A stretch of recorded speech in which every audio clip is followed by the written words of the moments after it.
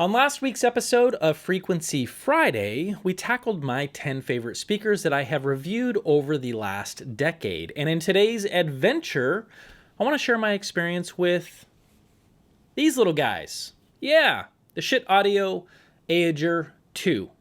Let's go. Before we get started, if you consider yourself an audiophile or a music enthusiast, welcome home. Make sure you hit the subscribe button and the bell notification so you know when the next video drops. Now, just to rewind the tape and get our bearings, I already reviewed the OG Aegir on this channel a few years ago, and I absolutely loved those amplifiers. So when Schiit announced a refresh, I was stoked to take them for a spin and see what they could do. No one gets excited about specs, and I hate rambling in my videos. So to save us the heartache, here's what you need to know about the improvements under the hood of the Aegir 2.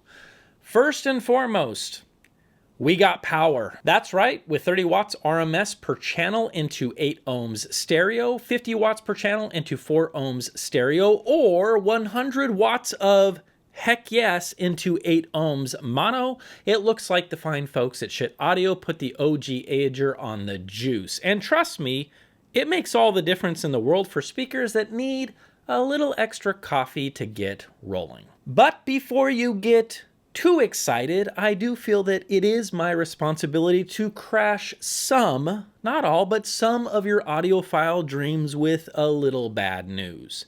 If you're hoping these will wake up your Wilson Audio Grand Slams, Magnapan 20.7s, B&W Nautilus Teal CS5s, or Apogee Ribbons, I'm sorry. This line is no longer in service. You're better off grabbing the Gods of War, and yes, I did a video about those if you want to check it out. That's right, folks. While it's nice to see a bump in firepower with the Aegirs, realistic expectations need to be kept in mind. Now, in my experience, running these in stereo, I had no issues waking up my XLS Encores in the sound shed, which is, for the record, 28 feet deep, 18 feet wide, and 11 feet high. And when I say wake up, I mean I could play music as loud as I could stand without any audible distortion or the amps tripping into protection. If that is not helpful, my Decibel app on my iPhone was reading peaks into the high 80s. And for the record, I probably could have pushed it louder, but I would like to keep my ears working for a few more years before I hang up the reviewing gig and start making salsa full time. I'm serious. I'm actually thinking about it. I make a mean batch of salsa. Now, let's talk about the new prototype speakers that I've been working on, probably going to be named Air Model 1s. Even with one Aegir, I had no issue waking them up, and considering they're 85 dB sensitive at 6 ohms, I was pretty impressed with the added headroom that these amplifiers have to offer. Of course, running 2 in mono opens the door to more of everything, and that was indeed my preference when jamming out. With 100 watts into 8 ohms, these sounded more dynamic and tossed the Air 1s around the room like a ragdoll. As far as the amp's layout and functionality, it's pretty simple. On the front, you have a button. When you press the button, the amp turns on. And when you press the button again, it goes into standby. Pretty exciting, right? On the business end, you will find single-ended RCA jacks and a balance jack when running the Aegir 2 in mono. And yes, you must run the Aegir 2 balanced for maximum power. Other than that, you're going to find some 5-way binding posts and an IEC socket for power. I think I was about a month away from Forkbeard being released when I requested these amplifiers, so I don't have any experience using it, but I can at least break it down. When buying your shiny new Aegirs, you do have the option to add what Schiit Audio is called Forkbeard. This opens up some additional functionality of their products that can be accessed from You guessed it, your phone or your tablet. And no, Forkbeard isn't just another remote, it is a command center for your entire Schiit audio system. For a Forkbeard enabled preamp, it handles the basics, volume control, input selection, output modes, yada yada yada. But here is the thing, it goes way beyond that as well. It also gives you real-time system health like amp temperature, current draw, and even tube heater status on a tube preamp. Stack multiple Schiit products and things get even more interesting. Visual volume, for example, gives you an easy way to see how much headroom you've got left. So yeah, it's an additional $50 to add Forkbeard if all of that stuff sounds fun to you. Part of what makes the Aegir 2 a little more interesting is Halo. This is Schiit's new dash of magic.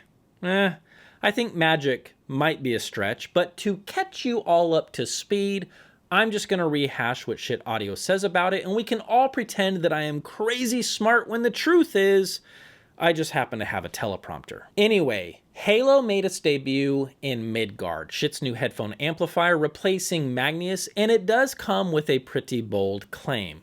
Schiit describes this on their website as mixed mode motion feedback system that includes the driver in the feedback network with the potential to correct back EMF and reduce distortion, especially around the driver's resonance point. Now, I'll give it to them, that does sound very intriguing, but it does actually come with, I don't know, some nuances, and I think that's a little bit tricky here, so let me explain. Number one, the claim is up for debate. Some folks have reported moderate distortion reduction in ported speaker systems, while others haven't been able to replicate those results. Schiit's own headphone tests produced mixed results, and perhaps that's because headphones don't suffer from the same issues as a big floppy woofer in a box, or maybe Halo just doesn't do much at all. Number two, it doesn't fit neatly into a category. This isn't a high impedance current output design that some believe is the right way to drive speakers, but it's also not a low impedance high damping factor approach, which is more typical of speaker amps and widely considered the correct way to drive loudspeakers. Number three, while this nifty Halo thing sounds clever, and maybe it is, it unfortunately doesn't do snot when listening to the Aegir 2 in mono. This means only for the folks who are listening to one Aegir will reap the benefits of this technology, that is, if it actually does anything worthwhile at all. So, where the heck does this leave us? Well, my audiophile friends, let's dive in and find out. So I've thrown these amplifiers on every single speaker that I've reviewed in the last 8 months. That includes the GR Research Brutes and Bullies, the Daniel Hertz M4s, the MoFi 888s, the Yamaha NS800As, KEF R3s, and the previously mentioned XLS Encores and Air Model 1s. First, I am sad to report this.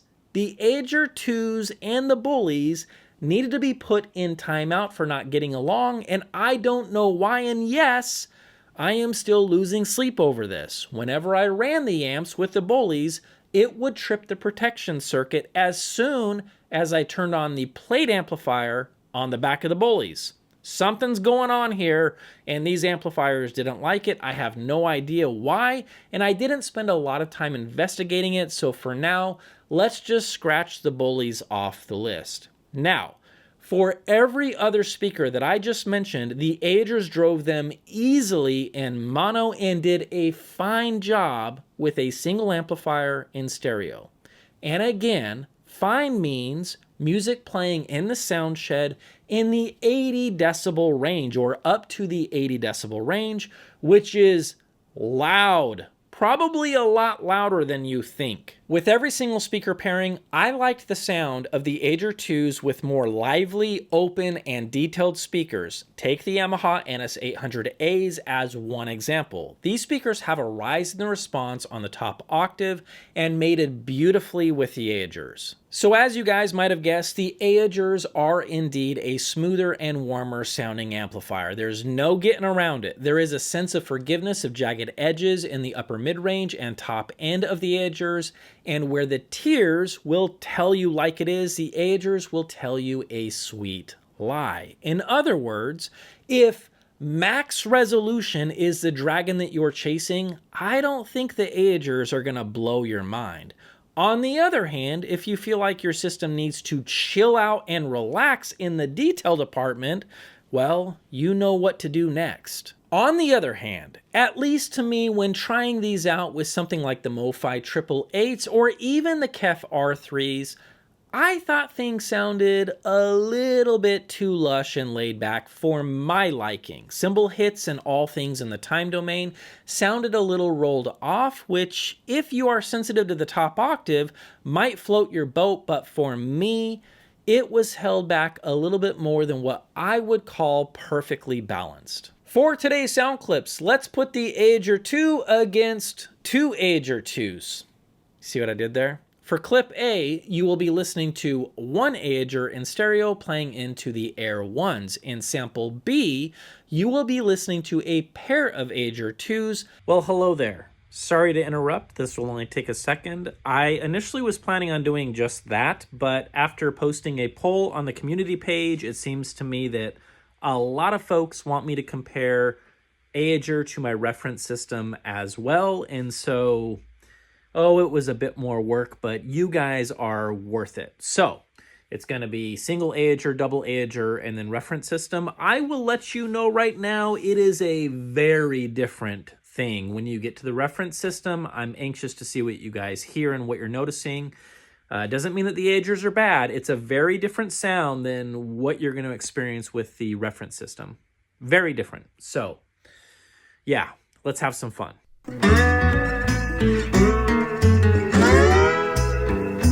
Engineer, where are you headed?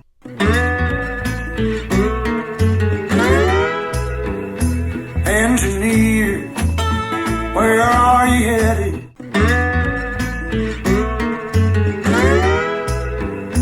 Engineer, where are you headed?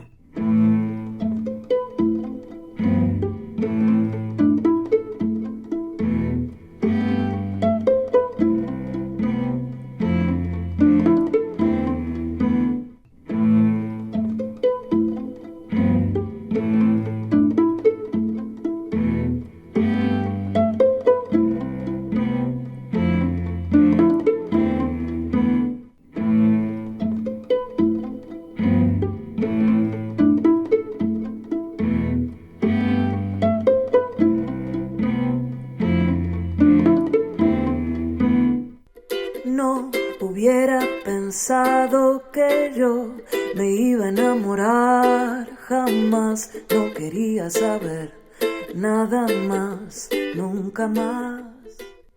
No hubiera pensado que yo me iba a enamorar, jamás no quería saber nada más, nunca más.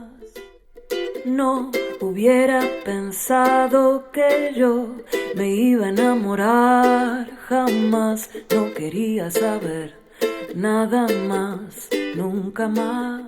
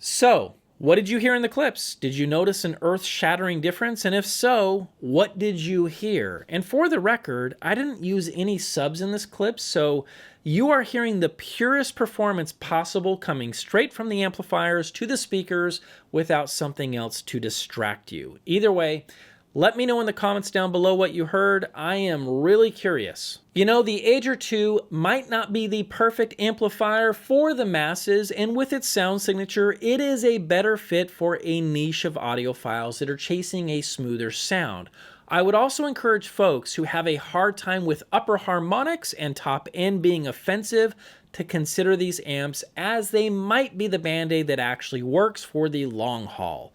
I do love how much more flexible the version 2 is, and I appreciate how easily it woke up every speaker that I had in house except for the weird issue with the bullies. So in closing, if you are looking for a more relaxed presentation, like the idea of sitting mid or back row while appreciating the stage, and want an amplifier that puts you at ease after a long day of work, the Aegir 2 is a fine choice and could be the last amplifier that you need.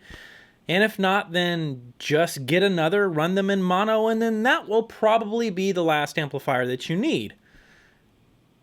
Unless you did home theater, then you would need a bunch of Aegirs. So then those would be the last amplifiers that you probably need. Man, audiophiles are lunatics.